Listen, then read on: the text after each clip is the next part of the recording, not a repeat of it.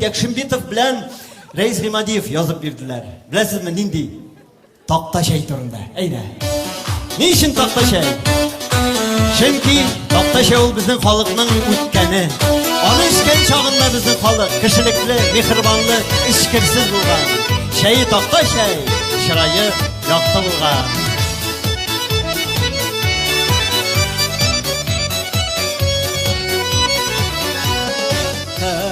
Pişmağında kalgan eşip duymaz Taktaşay. Ulu bulganda girekmedi Gönül aşar işilmey. Işraştıran attıran bir kuplerine şeyhane. Yuğaltının eşitenin bası Taktaşay'gine. Işraştıran attıran bir kuplerine şeyhane. Yuğaltının eşitenin bası Taktaşay'gine.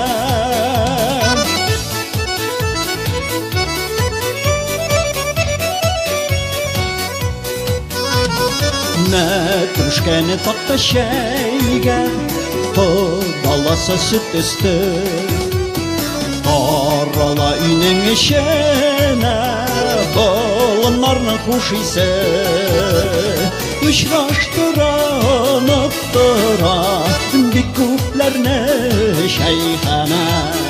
Yuğaltının eşitenin bası Taktaşay'gine.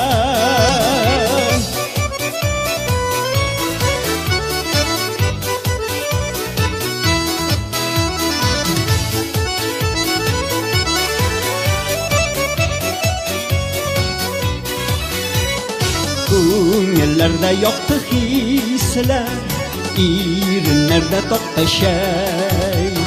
Bir yutum şey içip koysan, ışasın kuvvelektey. Işraştıran attıran bir kuplerine şeyhane.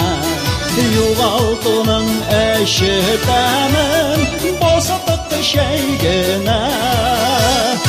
Işraştıran attıran bir kuplerine şeyhane. Yuğaltının eşitenin bası Taktaşay'gine.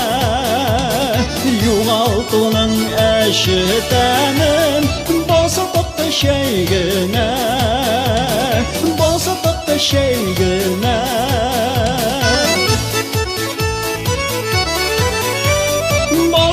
Taktaşay'gine.